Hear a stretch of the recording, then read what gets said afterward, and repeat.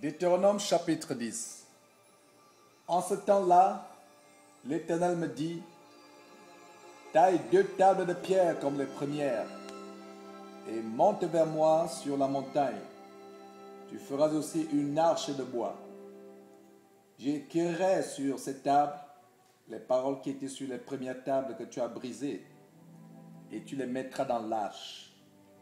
Je fis une arche de bois d'acacia.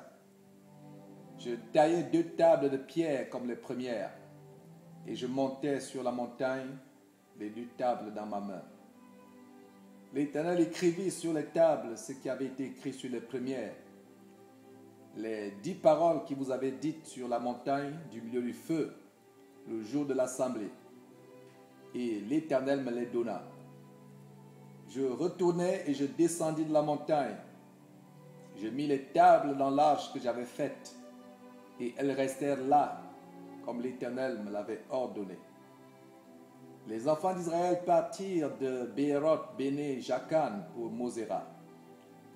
C'est là que mourut Aaron et qu'il fut enterré. Et Éléazar, son fils, lui succéda dans le sacerdoce. Il partit de là pour Gudgoda et de Gudgoda pour Jokbata, pays où il y a les cours d'eau.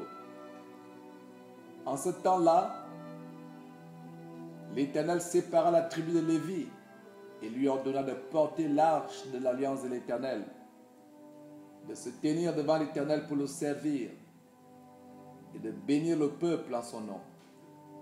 C'est ce qu'elle a fait jusqu'à ce jour. C'est pourquoi Lévi n'a ni part ni héritage avec ses frères. L'Éternel est son héritage, comme l'Éternel ton Dieu le lui a dit.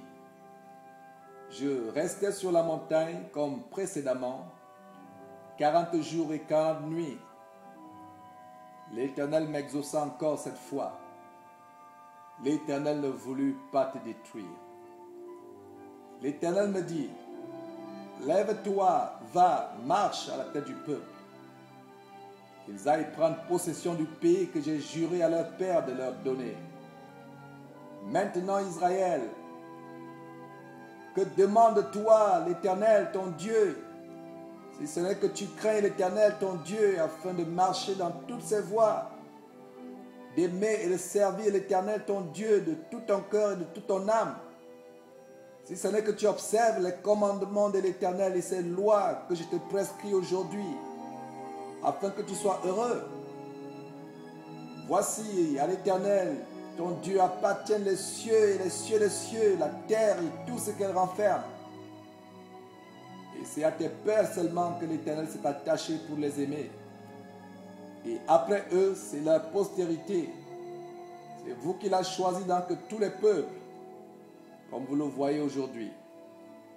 Vous circoncirez dans votre cœur et vous ne raidirez plus votre cou. Car l'Éternel, votre Dieu, est le Dieu des dieux, le Seigneur des seigneurs, le Dieu grand, fort et terrible, qui ne fait point d'acception de personne et qui ne reçoit point de présent, qui fait droit à l'orphelin et à la veuve, qui aime l'étranger et lui donne de la nourriture et des vêtements. Vous aimerez l'étranger, car vous avez été étrangers dans le pays d'Égypte. Tu craindras l'Éternel ton Dieu, tu le serviras, tu t'attacheras à lui et tu jureras par son nom. Il est ta gloire, il est ton Dieu. C'est lui qui a fait au milieu de toi ces choses grandes et terribles que tes yeux ont vues. Tes pères descendirent en Égypte au nombre de 70 personnes. Et maintenant l'Éternel ton Dieu a fait de toi une multitude pareille aux étoiles des cieux.